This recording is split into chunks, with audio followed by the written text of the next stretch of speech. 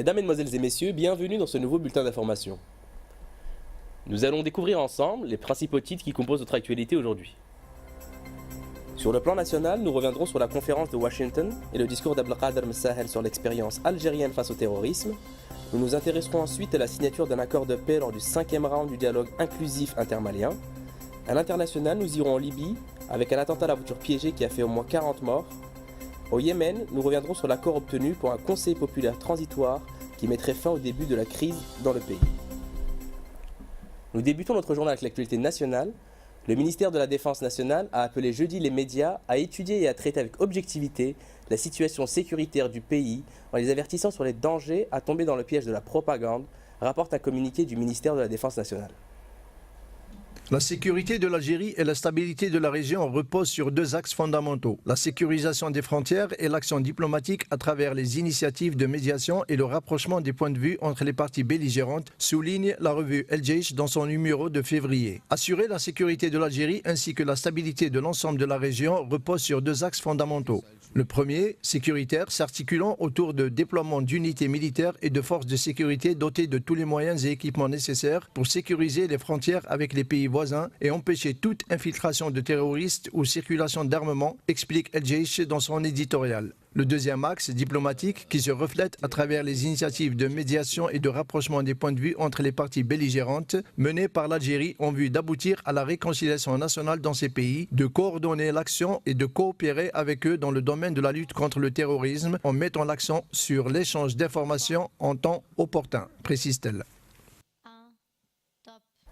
Côté terrorisme, lors de son intervention à la conférence de Washington sur l'extrémisme violent, Abdelkader Messahel a mis en exergue l'expérience algérienne en la matière en proposant des solutions autres que sécuritaires, considérant qu'il faut déloger le mal à la racine.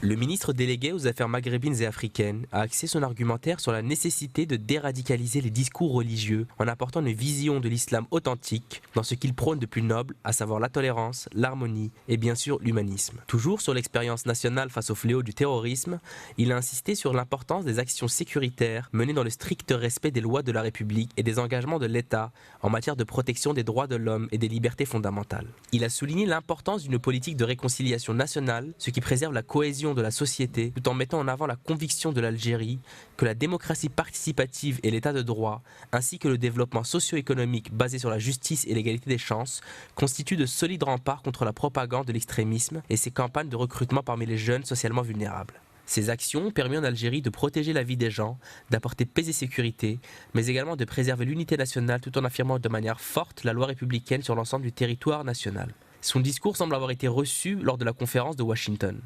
En effet, le secrétaire national de l'ONU, Ban Ki-moon, a recommandé aux États de traquer les nouvelles générations de terrorisme transnationaux en allant à la racine et en cherchant les motivations, tout en soulignant que l'oppression, la corruption et l'injustice servent cette cible, avant d'ajouter que la bonne gouvernance tue le terrorisme. De son côté, John Kerry, secrétaire d'État américain et président de la cérémonie d'ouverture de la conférence, a déclaré chercher les moyens pour faire face à ces tendances alarmantes en préconisant particulièrement l'élargissement de l'éducation religieuse, la défense de la liberté religieuse contre le racisme sous toutes ses formes et le partenariat contre l'extrémisme violent. Sur le plan diplomatique, le ministre de l'énergie Youssef Yousfi s'est entretenu vendredi à Moscou avec son homologue russe Alexander Novak sur les développements du marché pétrolier, indique un communiqué du ministère de l'énergie.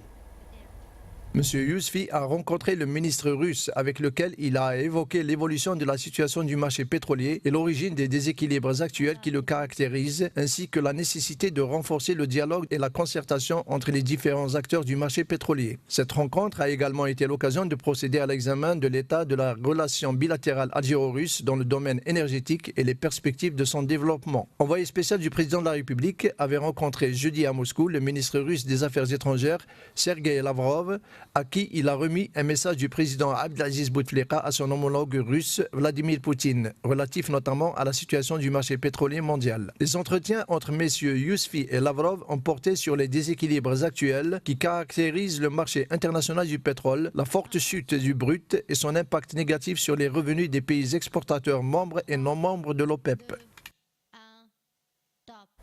Toujours en Algérie, la secrétaire générale du Parti des travailleurs, Louisa Hannoun, a tenu aujourd'hui une conférence de presse ouverte de son parti dans laquelle elle a évoqué de nombreux sujets nationaux comme internationaux.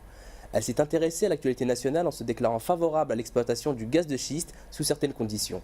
Sur le plan international, elle a condamné l'intervention militaire égyptienne en Libye, considérant que l'intégrité territoriale du pays devait être respectée. Elle considère que la solution la plus efficace est le dialogue politique. Côté politique, la sagesse a fini par l'emporter lors du 5e round du dialogue intermalien inclusif.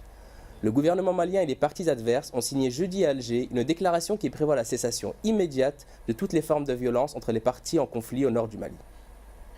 Selon le ministre algérien des Affaires étrangères, Ramtan Lamamra, la signature de ce document est destinée à ouvrir la voie à la signature d'un accord de paix global. Le ministre des Affaires étrangères, qui a présidé la cérémonie de signature avec le représentant spécial du secrétaire général des Nations Unies et chef de la MINUSMA, indiquait que cette déclaration a pour objectif de porter au climat d'ensemble de ce processus une nouvelle avancée en termes de confiance et de consolidation du cessez-le-feu sur le terrain. Le dialogue intermalien avait débuté en juillet 2014 sous l'égide de la médiation internationale conduite par l'Algérie pour parvenir à un accord de paix définitif et global au Mali. Sur le plan international, aux États-Unis, le Pentagone a déclaré dans une conférence de presse via le responsable du commandement militaire américain qu'une offensive militaire est en préparation contre Daesh pour reprendre la ville de Mossoul. Cette attaque sera réalisée avant le mois de Ramadan.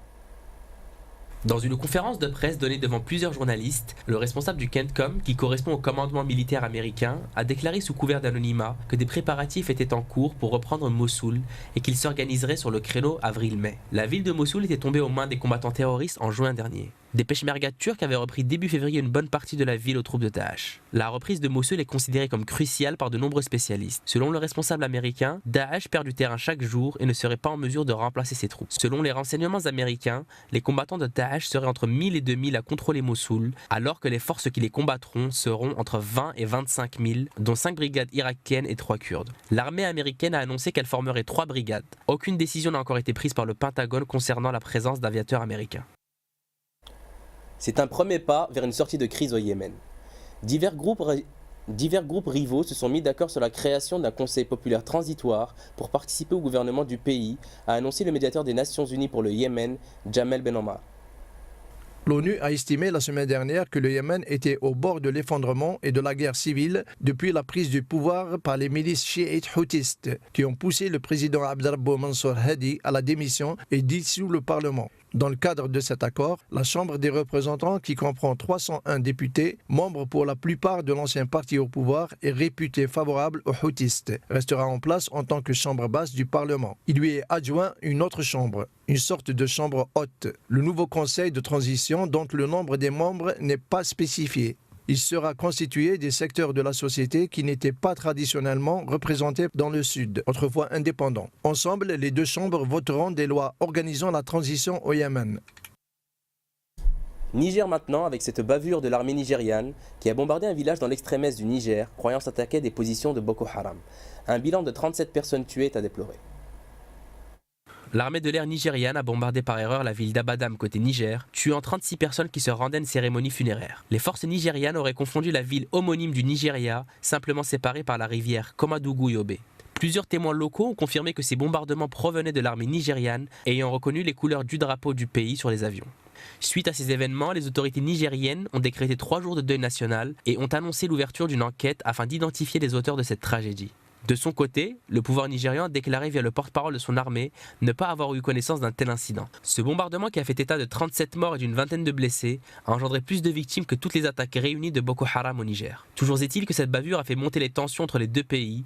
Selon une source sécuritaire à Niamey, cet incident est le symbole même de l'incompétence de l'armée nigériane.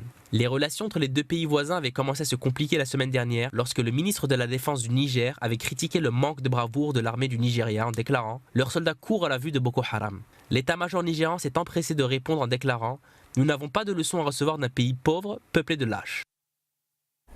Direction de l'Europe avec l'Ukraine, où un convoi humanitaire de 3 agences de l'ONU est arrivé ce jeudi à Donetsk. C'est le premier à parvenir dans le bastion des rebelles pro-russes dans l'est du pays, a indiqué à l'AFP un coordinateur de l'Organisation mondiale de la santé en Ukraine. Le convoi, constitué de 4 camions, est une initiative conjointe du Fonds des Nations Unies pour l'enfance, de l'Agence des Nations Unies pour les réfugiés et de l'OMS. Il est arrivé en milieu de journée à Donetsk avec 2 autres camions de Médecins sans frontières, a-t-on appris auprès d'Andrei Slavoutsky, le coordinateur de l'OMS en Ukraine. Le convoi de l'ONU transportait des kits d'hygiène pour les familles, des médicaments et 13 tonnes de matériel dédié à la prévention contre le sida. Les camions de MSF ont notamment apporté des traitements qui vont servir à 6000 patients atteints de VIH. C'est le premier convoi de ce type, a confirmé Jens Laerke, le porte-parole du Bureau de coordination des affaires humanitaires des Nations Unies. Au total, les 3 agences onusiennes espèrent acheminer plus de 62 tonnes d'aide à leur population locale, qui manque cruellement de médicaments et de biens de première nécessité et subit des coupures d'électricité et d'eau, a précisé un autre porte-parole des agences onusiennes. Libye, où au moins 40 morts ont été recensés dans les attentats à la voiture piégée à Kouba dans l'est du pays ce vendredi. Les attaques n'ont pas encore été revendiquées, mais le président du Parlement libyen les attribue à Daesh. Un deuil national de 7 jours a été déclaré. Vendredi en fin de matinée, 3 voitures piégées ont explosé dans une station-service de la ville de Kouba, dans l'est de la Libye, causant au moins 40 morts et plus de 70 blessés, selon des sources sécuritaires et médicales locales. Les voitures piégées ont explosé devant le siège des sources de sécurité de la municipalité de la ville, laquelle est le siège du président de la Chambre des représentants, Aguila Saleh, qui correspond au Parlement libyen. Celui-ci a immédiatement dénoncé l'attaque sur la chaîne de télévision Al Arabiya en déclarant « Je pense que cette opération est une vengeance pour ce qui s'est passé à Derna ». Aguila Saleh fait référence aux opérations de l'armée égyptienne contre Daesh, lesquelles auraient causé plus de 100 morts côté terroristes selon des sources égyptiennes. L'organisation terroriste Daesh gagne de plus en plus de terrain dans ce pays, chaque jour plus en proie au chaos. Rappelons que 2 gouvernements se disputent la présidence en Libye. Le premier qui travaille depuis Baïda est celui reconnu par la communauté internationale avec en tant que Premier ministre Abdallah Al-Thini et Aguila Saleh qui dirige la Chambre des représentants. L'autre gouvernement qui dispose d'un parlement également travaille quant à lui depuis la capitale Tripoli. À Cuba, 9 membres de la Chambre des représentants des démocrates américains ont rencontré le vice-président cubain Miguel Díaz-Canel jeudi et ont pour la première fois évoqué les droits de l'homme avec de hauts responsables cubains tout en affirmant que la priorité demeurait la réouverture de l'ambassade dans les 2 pays. Menée par la chef de file du Parti démocrate à la Chambre des représentants, Nancy Pelosi, cette délégation a bouclé jeudi une visite de 2 jours dans l'île communiste dans le cadre du rapprochement historique annoncé voici 2 mois entre les 2 pays. Au cours de leur séjour, ces 9 membres de la Chambre des représentants ont notamment rencontré le ministre des Affaires étrangères Bruno Rodriguez et celle qui pilote les négociations avec les États-Unis, Josefina Vidal. Lors de ces entretiens, la question des droits de l'homme à Cuba a été soulevée à plusieurs reprises. Mais ce qui importe le plus durant cette rencontre, c'est d'accélérer le processus du rétablissement des relations diplomatiques suspendues depuis 1961. Après une première rencontre fin janvier, les États-Unis et Cuba tiendront le 27 février à Washington leur 2e cycle de négociations en vue du rétablissement de leurs relations diplomatiques. Les 2 pays visent d'abord à rouvrir leurs ambassades afin d'établir un canal de dialogue permanent dans le but de la normalisation complète de leurs relations. Depuis 1977, des sections d'intérêt font office d'ambassade dans les 2 pays. Santé, avec déjà 27 morts recensés depuis le début de l'hiver sur les souches H1N1 du virus de la grippe A, bilan confirmé par l'Institut Pasteur. Le ministère de la Santé a affirmé qu'il ne s'agit pas de la souche la plus virulente connue comme la grippe porcine.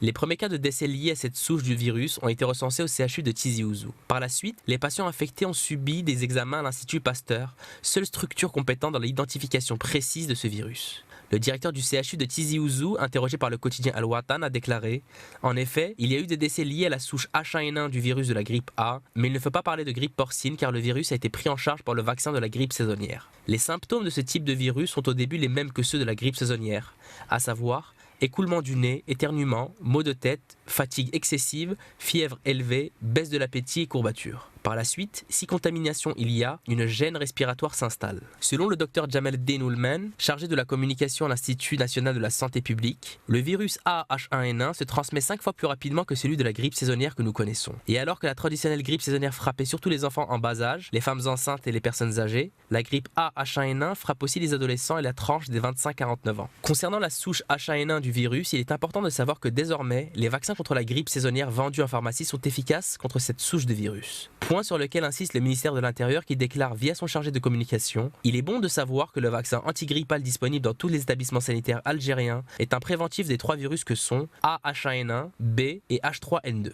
En d'autres termes, se faire vacciner à titre préventif contre la grippe saisonnière permet de se protéger contre le virus H1N1 et aurait pu empêcher de nombreuses personnes de décéder. Rappelons que chaque année, la grippe saisonnière tue entre 250 000 et 500 000 personnes dans le monde. En Algérie, à peu près 2000 personnes en sont mortes en 2014. Un simple vaccin à titre préventif permettrait à de nombreuses personnes de se protéger de la meilleure manière contre cette maladie.